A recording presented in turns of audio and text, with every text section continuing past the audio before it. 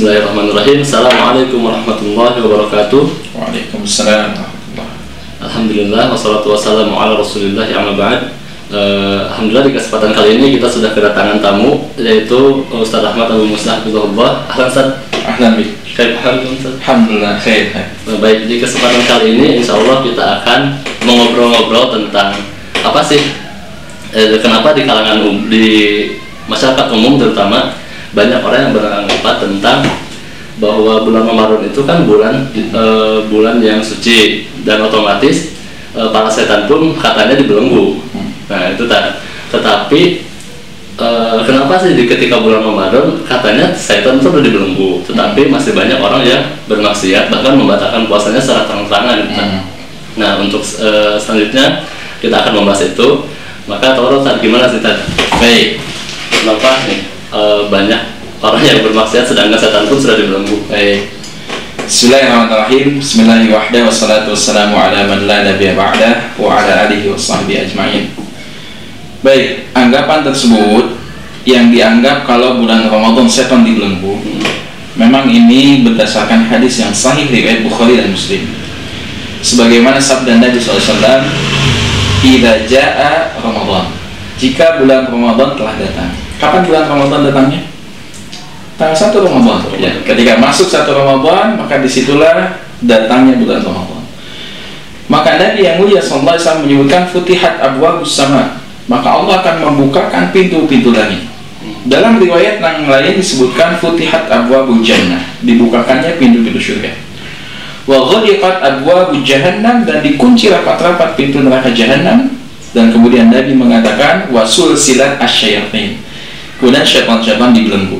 Dalam riwayat yang lain disebutkan wasuffidat asyayatin, dengan makna yang sama, yaitu syaitan dibelenggu. Nah, pertanyaan ini pertanyaan yang sering muncul, bahkan bukan hanya di zaman kita sekarang. Di zaman terdahulu banyak orang yang bertanya kepada para ulama, jika syaitan memang dibelenggu, kenapa masih ada kemaksiatan di bulan Ramadan? Nah itu tuh yang ditanyakan. Bahkan banyak padahal bulan Ramadan nih, para penjual bakso pun setelah terang-terangan berdagang di siang Ramadan. Masya Allah. Nah sekarang kalau pertanyaannya syaitan dibelenggu, kenapa ada kemaksiatan? Nah Imam Al-Qurtubi juga imam yang lainnya menyebutkan berkaitan dengan makna ini. Kalau kita lihat makna dari wasul silat asyayatin, syaitan itu dibelenggu, maka ahlu sunnah wal jamaah meyakini dibelenggu yang dimaksudkan adalah hakiki, betul-betul dibelenggu. Hanya bagaimana cara menyatukan ketika kita melihat kenyataan syaitan dibelenggu kok ada kemaksiatan. Nah, para ulama itu menarik makna dari syaitan dibelenggu itu kepada banyak makna, tapi paling tidak ada 3 makna yang bisa kita ambil dalam memahami hadis ini. Yang pertama, syaitan dibelenggu dalam hadis tersebut wasul silat asyayatin, maka di situ tidak mengandung makna semua syaitan, tetapi yang dimaksudkan adalah kebanyakan syaitan. Jadi sebagian besar syaitan itu dibelenggu, berarti masih ada sebagian kecil dari syaitan yang tidak dibelenggu. Nah syaitan-syaitan inilah yang menggoda. Di bulan Ramadan ada kemaksiatan, ya betul. Tapi kalau kita bandingkan, mana yang lebih banyak akhirnya? Kemaksiatan di bulan Ramadan atau di luar Ramadan? Di luar Ramadan. Tentu di luar Ramadan akan lebih banyak kemaksiatan, dan Ramadan ada tapi jumlahnya sedikit. Kenapa demikian? Ditarik kepada mana yang pertama tadi, berarti syaitan itu dibelenggu, sebagian besarnya, masih ada sebagian kecil yang menggoda. Nah inilah yang menyebabkan sebagian manusia masih ada yang bermaksiat. Ini makna yang pertama. Kemudian para ulama ada yang menarik kepada makna yang kedua. Makna yang kedua adalah kalau seandainya syaitan itu dibelenggu dan maknanya semua syaitan dibelenggu, maka tidak ada jaminan kalau syaitan itu dibelenggu tidak bisa menggoda sama sekali. Tetapi ketika syaitan ini dibelenggu, masih memungkinkan dia untuk menggoda, tapi godaannya tidak sekuat ketika dia tidak dibelenggu. Makanya godaan syaitan melemah, kemudian masih tetap bisa menggoda manusia, hanya tidak sekuat ketika syaitan itu tidak dibelenggu. Maka kemaksiatan di bulan Ramadan itu masih ada, disebabkan karena bisikannya masih ada. Orang-orang yang lemah imannya itu mudah untuk bisa tergoda oleh syaitan walaupun bisikannya lemah. Ini kalau kita tarik ke makna yang kedua. Kemudian para ulama ada juga yang menarik kepada makna yang ketiga. Kalau seandainya semua syaitan itu dibelenggu, kemudian semua syaitan tidak bisa menggoda manusia, tetapi jiwa manusialah yang sudah condong kepada kemaksiatan, yang ketika syaitan tidak menggoda saja dia bermaksiat.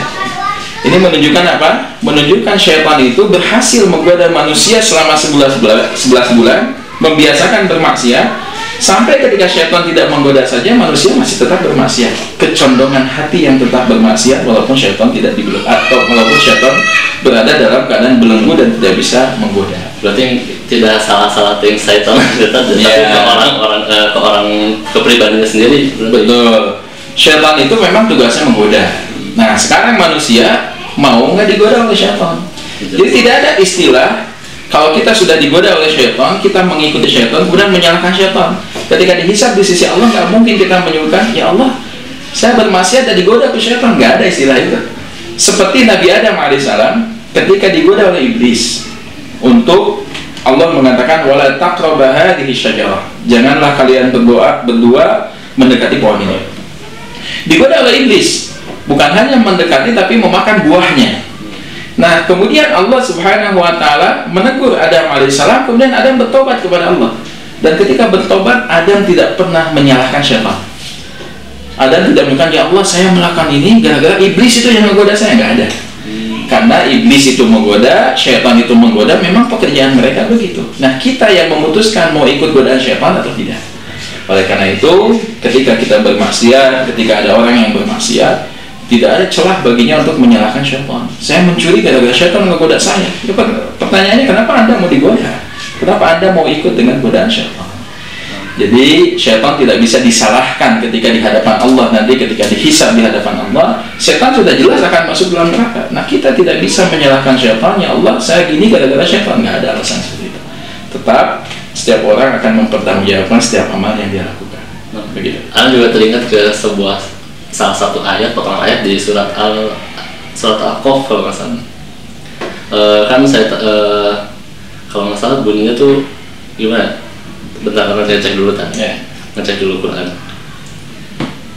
Kalau nggak salah surat Al-Qaf itu kayak gitu, ketika neraka jahanam sudah penuh dan ketika manusia pun dimasukkan ke neraka jahanam, maka si manusia itu bilang juga katanya bahwa sebenarnya saya kayak gini tuh gara-gara setan, dan setan pun berkatanya kayak gini, bukan masalah saya yang ngehasut, tapi mereka sudah melampaui batas. Itu kalau nggak salah di surat Al-Qaf kalau nggak salah kan. Coba Anda lupa lagi surat potongan ayatnya, bentar Anda cari dulu. Ayat 50 di surat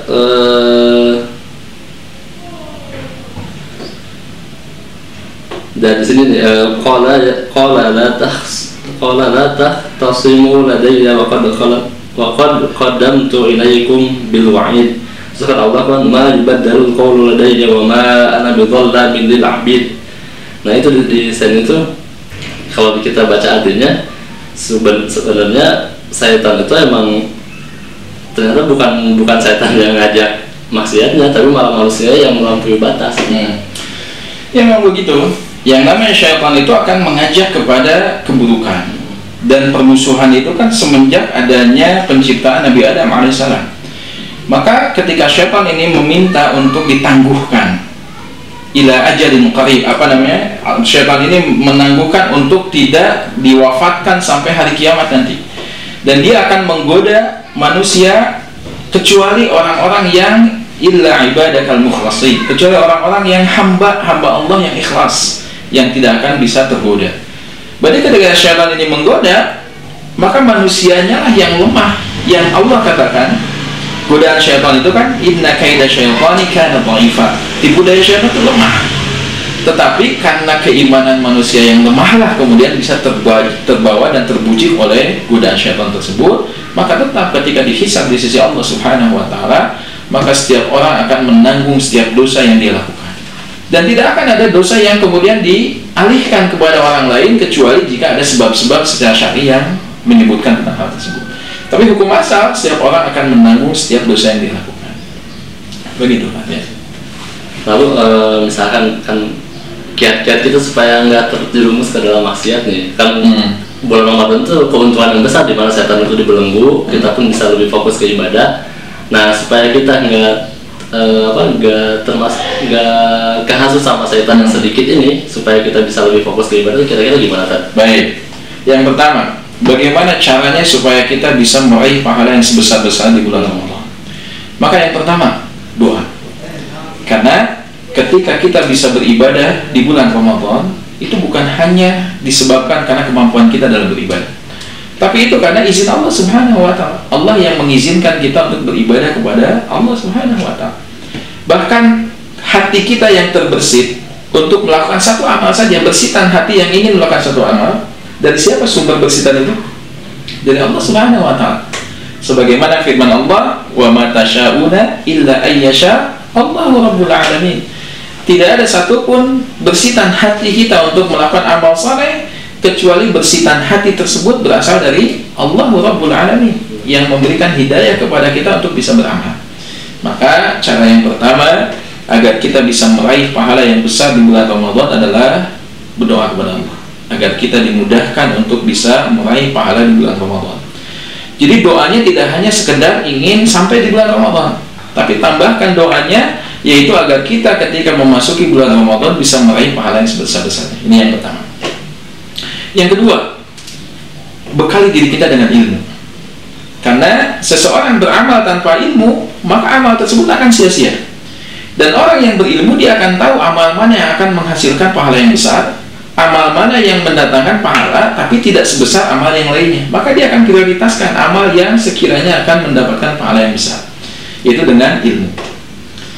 Kemudian yang ketiga adalah persiapkan diri untuk bisa benar-benar beramal di bulan Ramadan, salah satunya dengan cara menjaga kesehatan. Karena kalau kita tidak sehat di bulan Ramadan, kita nggak bisa saum tapi bisa jadi tidak maksimal saumnya. Ketika kita qiyamul Ramadan juga tidak maksimal disebabkan tubuh yang tidak sehat. Maka kita pun perlu menjaga kesehatan tubuh. Untuk pertanyaan selanjutnya, yaitu kenapa kita di bulan Ramadan itu kan ada beberapa hadis yang yang terkenal di masyarakat bahwa tidur itu ibadah bagi orang yang puasa. Nah, ini biasanya jadi pertanyaan, apakah kita harus beres sahur tidur, salat subuh tidur lagi sampai zuhur, nanti salat zuhur tidur lagi sampai asar? Gimana nih Tad? Baik, berkaitan dengan riwayat yang menyebutkan tentang tidur di bulan Ramadan adalah ibadah, maka kita tidak didapatkan riwayat-riwayat yang sahih berkaitan dengan masalah ini. Justru yang dianjurkan di bulan Ramadan adalah justru memperbanyak amal, terutama ketika memasuki 10 hari terakhir di bulan Ramadan. Sampai-sampai Nabi yang mulia SAW ketika sudah masuk 10 hari terakhir bulan Ramadan, maka dia bersungguh-sungguh untuk menghidupkan malamnya. Bahkan istrinya saja dibangunkan untuk bisa sama-sama untuk menghidupkan malamnya. Jadi dianjurkan itu bukan tidur, justru malah banyak beramal. Adapun seseorang yang tertidur disebabkan karena kelelahan dari amalnya, maka ini adalah tidur yang wajar. Oleh karena itu tidak benar ketika ada orang yang berpersepsi tidur di bulan Ramadan adalah termasuk ibadah. Ini tidak dibenarkan. Bahkan ada orang yang bersengaja supaya tidak terasa lapar dan dahaganya, kemudian setelah sholat subuh dia tidur. Nanti bangun duhur, setelah sholat duhur tidur lagi, bangun asar, kemudian setelah itu tidur lagi, nanti bangun maghrib. Maka ini hal yang tidak dibenarkan. Tentu kita diperintahkan untuk memperbanyak amal di siang hari bulan Ramadan dan juga termasuk malam hari bulan Ramadan.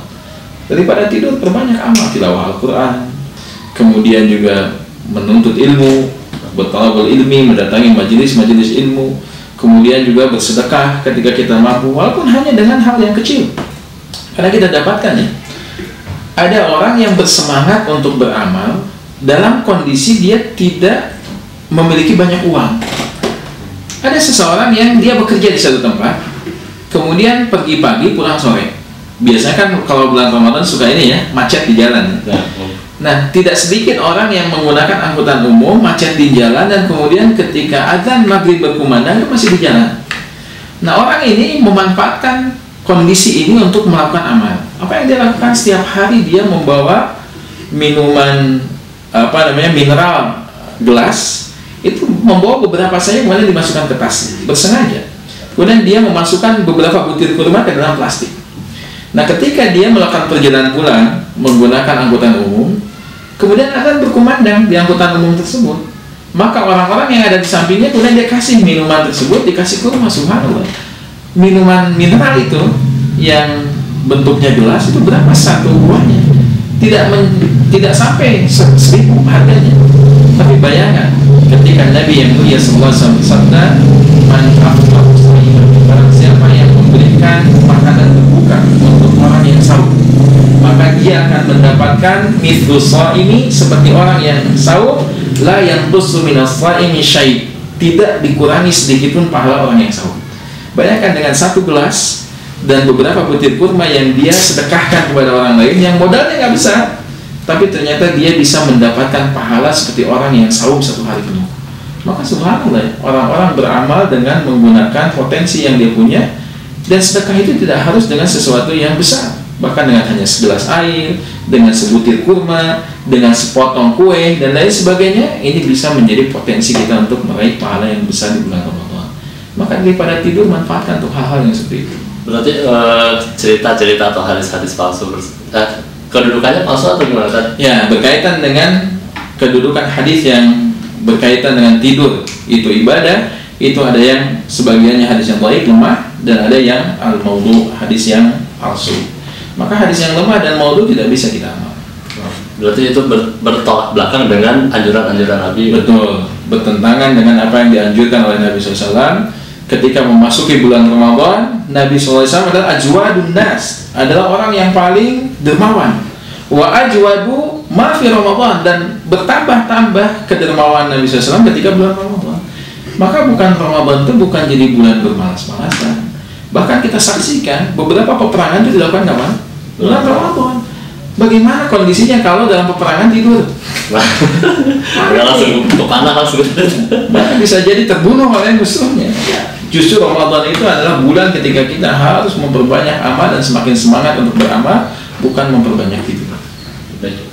Syukur jazakallah khairan. Mungkin kita cukupkan sekian. Mudah-mudahan kita bisa bertemu kembali di kesempatan lain kali, Ustaz. Amin, insyaallah. Dan mudah-mudahan kita juga bisa dipertemukan di bulan Ramadan yang hampir 1 bulan kurang lagi, kurang sebulan lagi lah, beberapa hari lagi, mungkin 2 mingguan lagi kita memasuki bulan Ramadan. Dan mudah-mudahan kita bisa terhindar dari godaan-godaan syaitan dan bisa memperbanyak amalan di bulan Ramadan. Mungkin untuk kesempatan kali ini cukup sekian. Kita tutup dengan doa kifaratul majelis. Subhanallahumma bihamdika asyhadu an la ilaha illa anta astaghfiruka wa atubu ilaik. Sekian, wassalamualaikum warahmatullahi wabarakatuh.